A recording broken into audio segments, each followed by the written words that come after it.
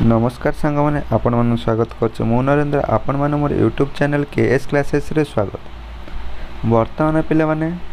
Ministry of railway बा government of India तरफ आपण मैंने आसी जाइए रेलवे रिक्रुटमेंट बोर्ड रो पदवी जो थे आपण मानकर पदवी कही सब इन्स्पेक्टर आउ कनेस्टेबल रो पदवी कही। तो पे आज ये वीडियो आपन को मुझे फुल डिटेल्स देवी और डिटेल्स देवा पूर्व जदि आप मो चैनल को नुआ कर आसी निश्चित रूप चैनल को सब्सक्राइब करेंगे वीडियो को शेयर करेंगे। देख कहला application are invited from eligible candidate for the following post in railway protection force and railway protection special force है आपन पदवी आसी रेलवे आरपीएफ तरफ आरपीएसएफ तरफ आसी पदवी आसी जार पदवी गुड़िक कही सब इन्स्पेक्टर आउ कनेस्टेबल पदवी कही जार ओपनिंग डेट ऑफ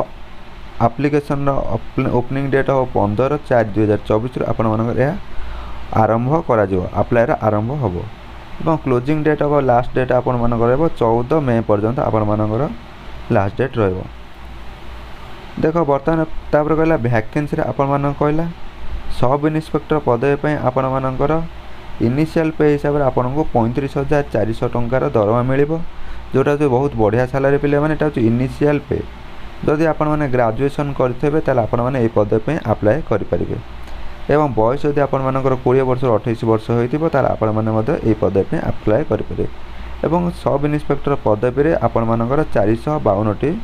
पदवी वैकेंसी अछि। से बेले आरपीएफ कनेस्टेबल रो अछि आपण मानकर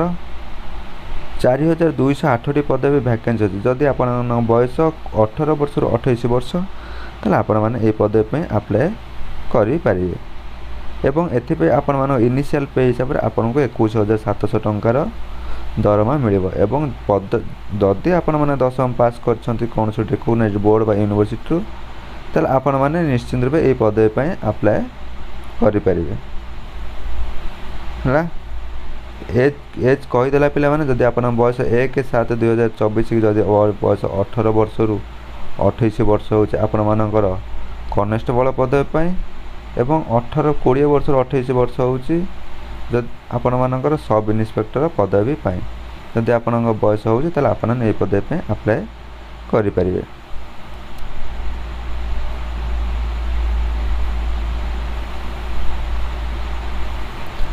एथरे मध्ये पिला माने रिजर्वेशन मध्ये रहइबो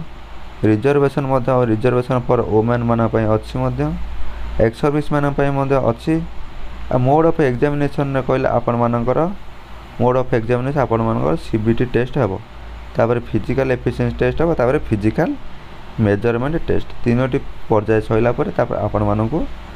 मेरिट लिस्ट प्रकाश करा जिवो एवं एग्जामिनेशन फीस पय आपण मान कहला जदि आपण माने एससी एसटी बा एक्स सर्विसमैन बा फीमेल बा minority economically backward class EBC रो अछंती ताले आपन को 250 टंका चालान करबा को पड़िबो जोटा को संपूर्ण रूप रिफंडेबल आपण मानकर 250 टंका एवं ता बाद जो माने रहि गले जो माने यूआर पिला रहि गले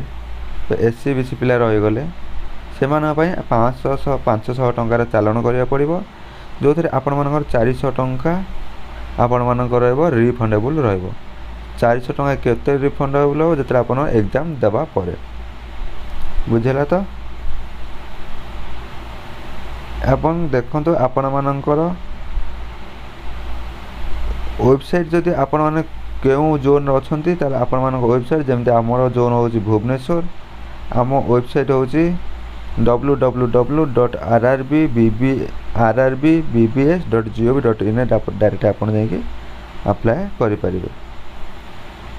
मु आशा करछि पिला माने ए वीडियो निश्चित रूप आपण भल लागितबो भल लागले जदि चैनल सब्सक्राइब कर देबे वीडियो को शेयर कर देबे। धन्यवाद।